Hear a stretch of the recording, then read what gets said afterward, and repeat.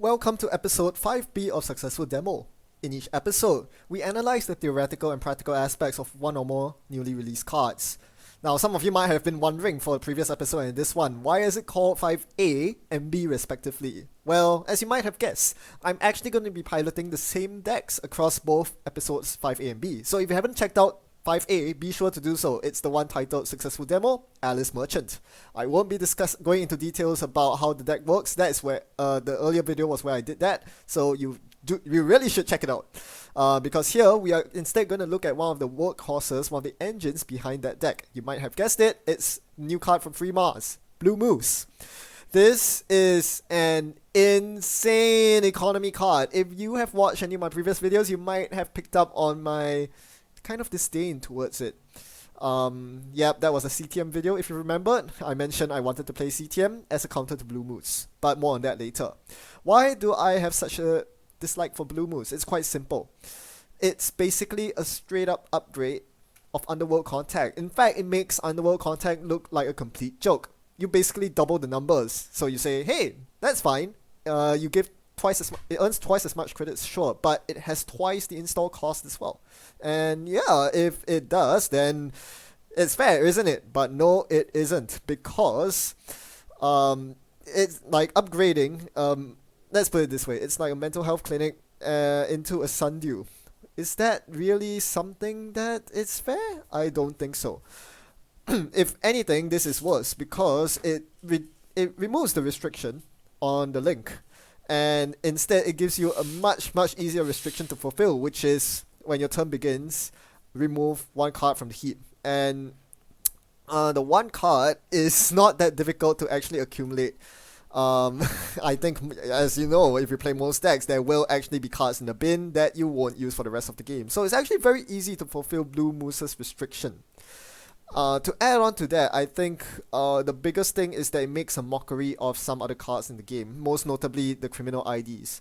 All of them generate the same amount of income, 2 credits per turn, but with the likes of Gabriel Santiago, Los, and even Ian Sterling not pictured here, they have a much more difficult, a higher barrier to entry. The runner actually has to actively work to force ice reses or to make successful HQ runs in order to get their hard-earned 2 credits. Bloo Moose makes a mockery of that. Install it, and you're good to go for the rest of the game. That is pretty dumb, in my opinion. It also reduces the value of your basic action card. Your click for credit becomes so much more worthless when you're making 2 passive credits every turn. I'm not exaggerating when I say every turn, by the way. It's actually not that difficult to fill Bloo Moose. Try it in some of your existing decks. And trust me when I say that it's a really powerful economy engine. Thank goodness it can't be stacked. One thing you should note is that Bloo Moose is unique. Now, going back to the counters to Bloo Moose, another reason why I hate Bloo Moose so much is because if there was a way for the corp to interact with Bloo Moose, it's not so bad, right? I think Tapworm is a very interestingly designed card because at least the corp has the option to triple click to purge to remove Tapworm. There's no such thing for Bloo Moose. You have a few options actually. I've actually managed to fill a complete PowerPoint slide using this with the possible ways you can interact with Bloo Moose as the corp. Unfortunately, if you look at all of them, they all require you to play rather specific cards or factions. In the case of NBN, you're probably playing tags, so that's fine. If you get them tagged, you can trash the economy engine and maybe close their accounts. What if you're not NBN? Well, tough luck. You have to play very specific cards like Elizabeth Mills to trash locations or Scorpios to remove cards from the heap. That's a very interesting interaction. If you remove cards from the bin, they have less fuel to work with for Bloo Moose, so that's pretty nice, I guess. Jinteki still has something, voter intimidation, but I don't consider that a counter at all because by the time you get your voter intimidation up, that is, by the time you force them to steal an agenda, chances are they've already probably gotten a couple of Bloo Moose ticks and it has more than paid off for itself. Also, chances are if you're running voter intimidation in the first place, you probably have bigger fish to fry, bigger targets to hit. And if you're HB, well, tough luck for you, my friend. Unless you get a very early Helion beta test off, you're stuck with a very powerful economy engine to deal with. So these are all the reasons why I think Bloo Moose is badly designed, and I think we'll see that down the line. I think it will probably be worthy of the most wanted list. Either that, or we'll see more power creep in terms of future economy cards being future card economy cards, my English is terrible. Pardon me for that. Um, we'll see more in the way of powerful economy cards being printed in the future. Yes. Sorry about that. Now, back to this. Which decks cannot run Bloo Moose? This is actually a much narrower category than you might think. As I said, try putting it in one of your existing decks. Chances are it probably will do a lot of work. Because right now, most decks don't utilize the majority of cards in their bin. Unless they start printing more cards that remove cards from your bin to compete with Bloo Moose. Otherwise, I think Bloo Moose will be a staple in many decks. Decks that can't run Bloo Moose include like the likes of Guys, which want all their cards because, you know, every single card is very useful. Your Fall Guys give you lots of money and extra draw. Your Sports Hoppers give you super big draw. Your Breakers are not things you want to remove from the game. And so, yeah, you have Levy to recur everything all over again. So you don't really want to sacrifice many of your cards as Guys because you want them on your second pass with Levy. Hayleys without Aesops is also another kind of deck that you won't see Bloo Moose in if you are going to install most of your deck rather than trash them.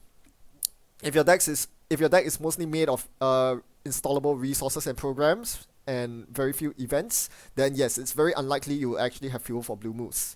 Finally, you have Tag Me decks. Yep, I think that's the broadest category. If you're a Tag Me deck, you can't run Bloo Moose unless you protect it with Fall Guys and Wildest Net Pavilions, which is possible.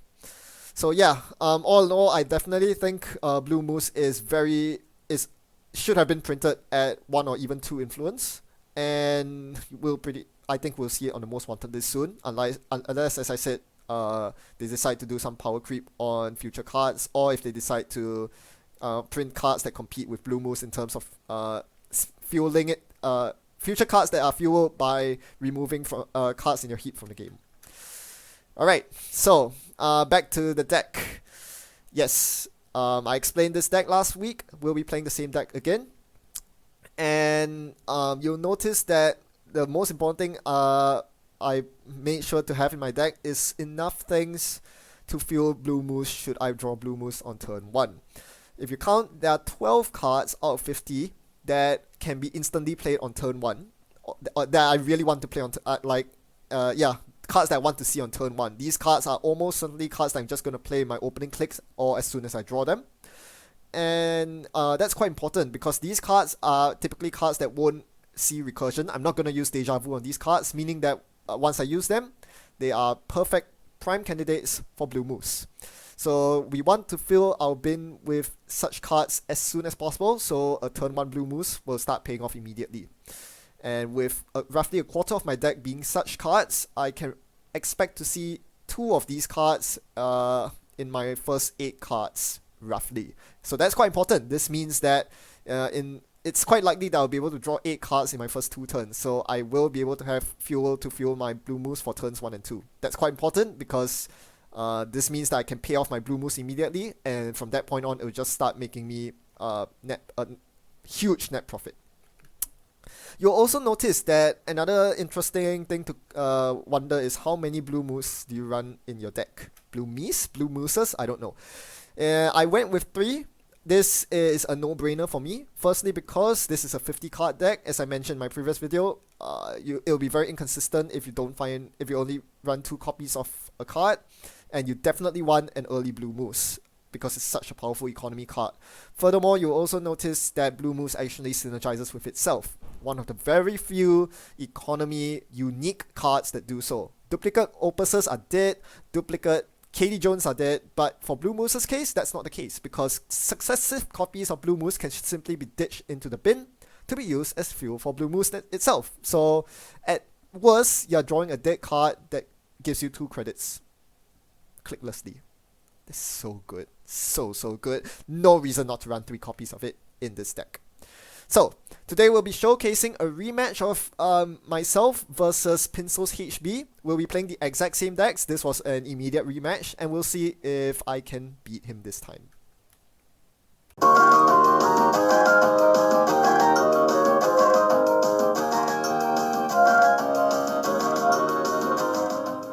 So So once again, we have a mediocre opening hand. I was about to press the mulligan button, but I then realized, even though the contour looks horrible, I have a Bloo Moose on turn 1.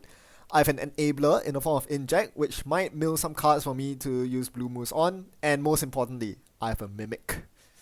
So that's a keep, huh? Having a mimic is such an important criteria, and if I have some draw and some money, I'll take it.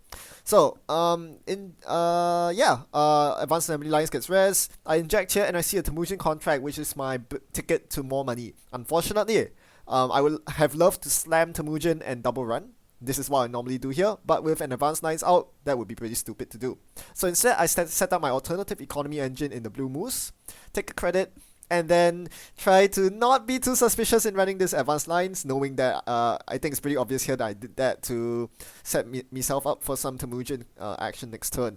Unfortunately, my opponent sees that coming! Double ice! Alright, so no central servers for me to drop a Temujin on. Change of plans. I guess I'm getting passive economy with Bloo Moose instead, removing my second copy of Bloo Moose from the game. See?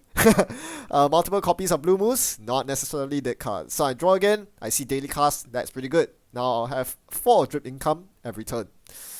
So good. I discard inject here, which is probably a mistake. I should be discarding the Bagat instead. Bagat is not that good a card unless you draw it in the mid to late game. I can't really afford the tempo to drop it right now. I need the money to install more important cards. I feel that I lost the previous game because I did not have more installed, and I really want to get more up this time. But in order to get more up, I need to first get breakers up. So Mimic must be installed with Data Sucker. So this is the golden rule against most HB decks.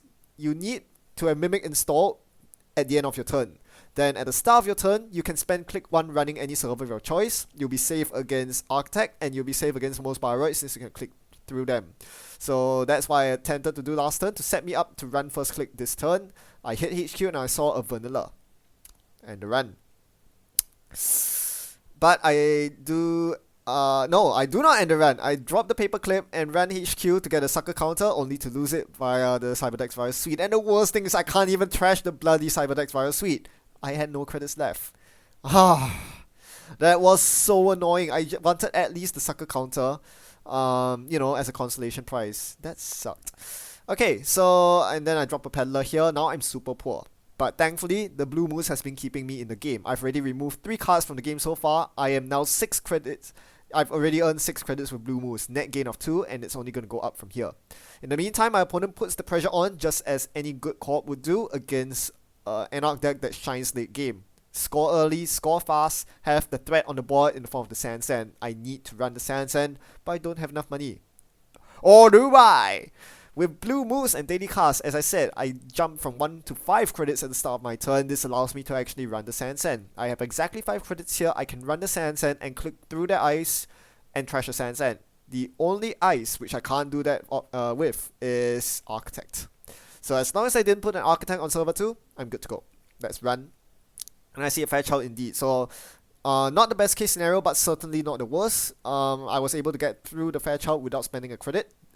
This allows me to preserve all 5 credits to trash the Sand. You'll notice here that I decided to access the Sand first, on the off chance that the face down card was actually a Mumbai Virtual Tour, which I didn't want to force trash. Instead was a Jackson Howard. I would kill that, but with no money, I can't. I'll let them have it. So giving my opponent a Jackson Howard is not good. This game is currently looking favored for them. If I were the co-op, I would simply make more money first. They are also pretty poor, but after that, I'll just start jamming cards in the Fairchild 3 remote. It's actually quite important for my opponent to threaten a high credit level, because if they don't, I'll simply drop the Temujin on a random server and either R&D or Archives and start running repeatedly. And that's not good for my opponent. If they let me have the Temujin, which kickstarts my economy, I'll be able to then drop cards like Maw and Yogg when I find the Yogg eventually, and then my opponent's game will be over. So if you're playing ice-based deck, such as this HB deck here, you need to secure your servers, but more importantly, you actually need to maintain a good credit level to threaten ice reses. I took the risk here. I'm going to drop Temujin on Archives or R&D. And then I asked myself, what are the worst possible cases I could hit? Worst case ice. Eli is no problem. Hard endurance like Vanilla are a problem, so I'll click for credits for that. But the biggest problem is Architect. I would click for 2 credits. That makes the most sense before actually running the server.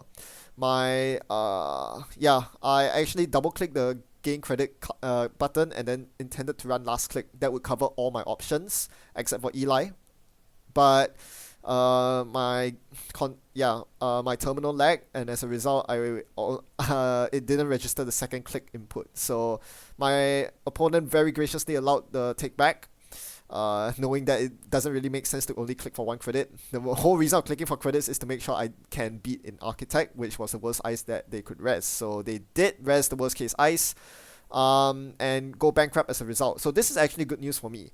Because they are bankrupt, it means that they can't show up archives this turn, which means that I can repeatedly run archives the next turn to liberate my Temujin money. The bad news is because there's an architect there, I can only gain 2 credits per run. But I have Alice's ability, so it's not that bad. I'm definitely going to run archives at least once.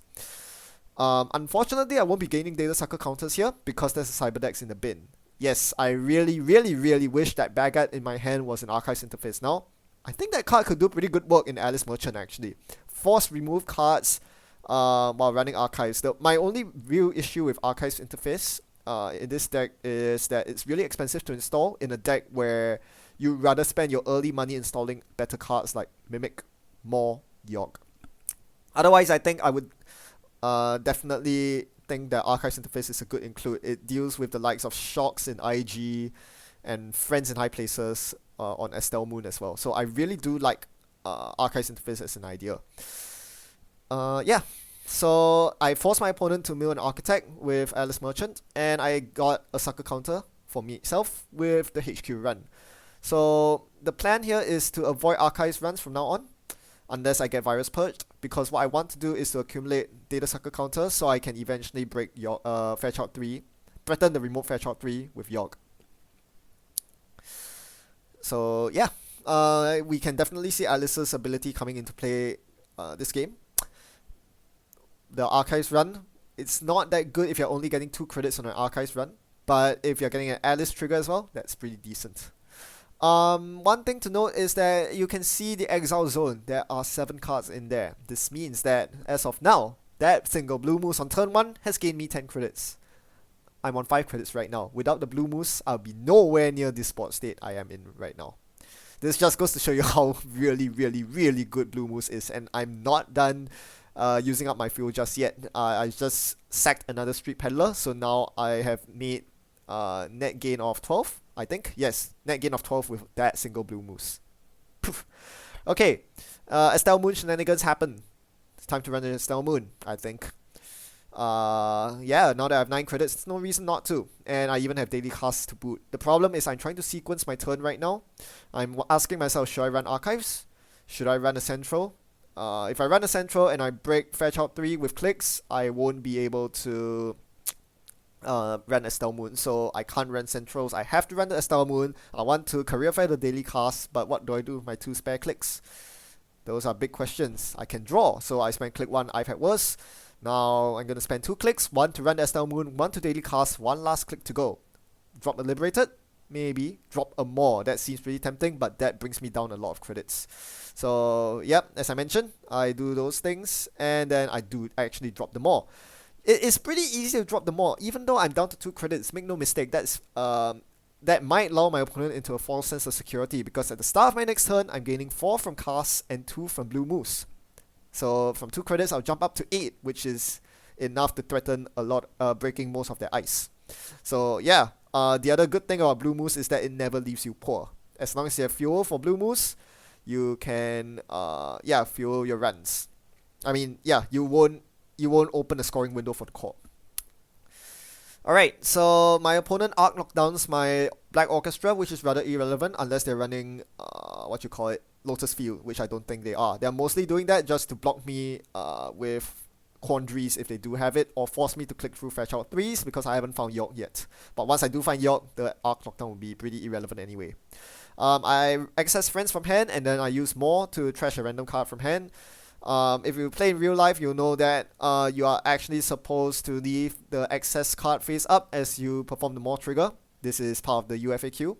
Go check it out if you don't know yet. And so my opponent has to tell me if they hit the friends. Now this is a bit iffy on JNet implementation. I'm not sure if they have a better implementation for this, but yeah, if you have multiple copies of friends in your hand, it can be rather awkward to review whether I actually trash the friends or not. So yeah, in that case, my opponent did say that I did end up milling a friends. So that's good to know. Trashing friends is always really good.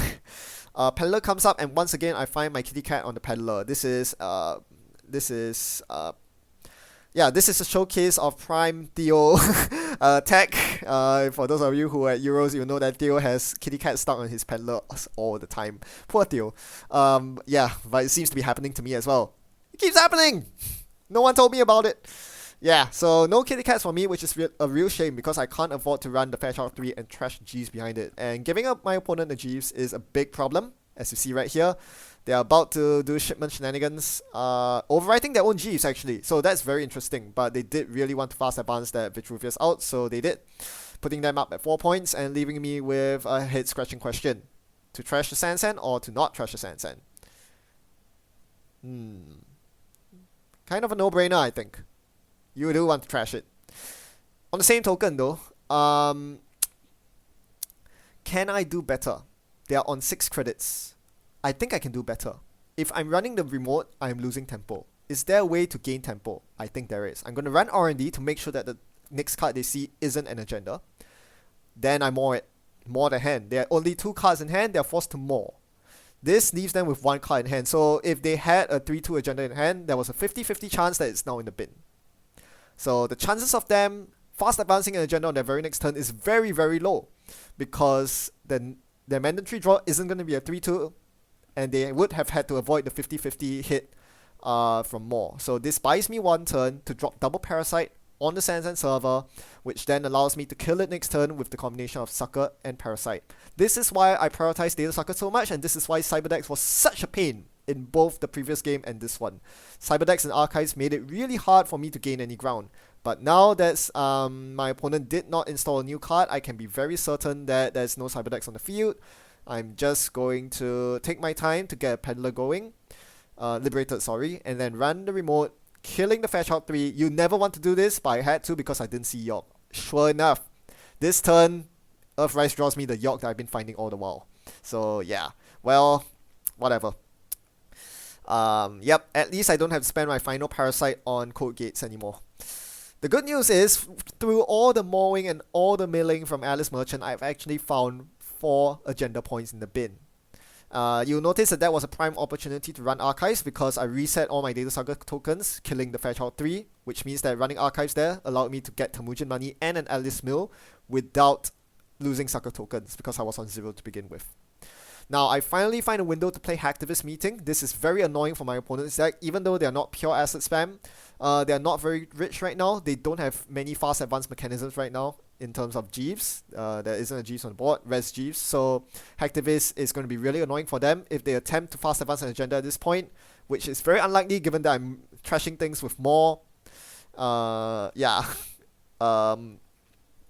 If they somehow manage to fast advance, I'll be able to run R&D for free and disrupt their hand even more. So more is always good. Bloo Moose continues doing work. I've already lost count of how many credits Bloo Moose has generated me, but I'm pretty sure it's approaching the 20 credit mark. So on this turn, I need to find a way to secure my final agenda as I find my 6th agenda point from somewhere. I think it was an R&D agenda snipe.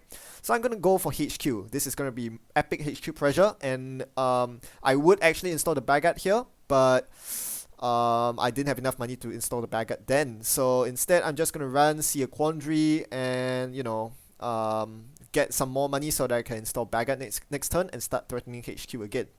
My opponent, knowing that there are probably agendas in hand and knowing that there's a Temujin directed at it, smartly ices HQ. I just saw the Quandary from HQ, so I know that there's a very, very good chance that Ultimos ices a Code Gate and probably that Quandary. So in addition to installing the Bagat, it would probably do me good to install the York as well. But first, I'm distracted by this remote, which happens to be a Jackson Howard. So I actually allow my opponent to shuffle couple of face down cards back into R&D. Maybe I should have ran R&D last turn, but at the end of the game, my opponent told me that I did not actually miss any agendas from not running Archives earlier. So I dropped the Bagat and the York here, but I did not find the time to run HQ for some reason. Iffy. What did I do last turn? I have no idea. Anyway, now that I've set up my baguette and my yong, I can now run HQ. Oh yes, I didn't run HQ last turn because I didn't have enough sucker tokens to beat Fairchild 3. I needed to cover for Fairchild 3, so I had to delay until this turn where I could triple click through Fairchild 3. My opponent doesn't rest the outermost ice, confirming that it is a quandary. I'm gonna hit shipment from Sansan, more something, and ask my opponent here, what's that shipment? Pretty important to know the status of fast advance. Nope, it was not a shipment, so they do still have the shipment in hand. That's prime information. How am I gonna lose this game? I ask myself. What if they sneak out a 3-2 and I don't check it? Better check it. It's a Jeeves. Do I trash a Jeeves? If I don't, well, raising it will cost them a card from the hand, Hacktivist, probably maybe one of the fast advance cards they were relying on. So I'm happy to give them the Jeeves. If they attempt to fast advance, they'll be disrupted by Hacktivist. I'll take that. I do not see any way for them to fast advance food right now unless they have a lot of Baltic labors. So I'm happy to let my opponent get the Jeeves going. And sure they do. Hacktivist was so annoying they decided to rest the Jeeves, score IFCOM.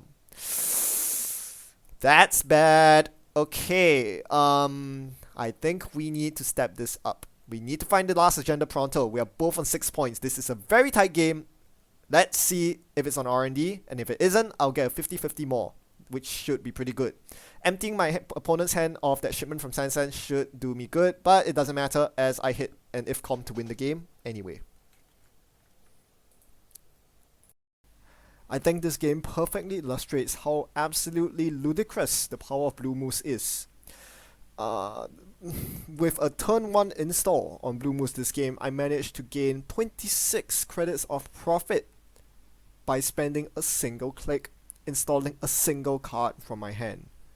These are highly inflated numbers. To put things into perspective, the total install cost of my rig at the end of the game, not counting Temujin and Bloo Moose because they are not technically part of my rig, that's 22 credits. Without Bloo Moose, I wouldn't have the money to install my entire rig.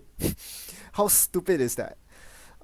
Yeah, can you imagine what this does to tier 1 runner decks? This is arguably not even tier 1. It's a very clunky deck, very expensive breakers, very expensive console.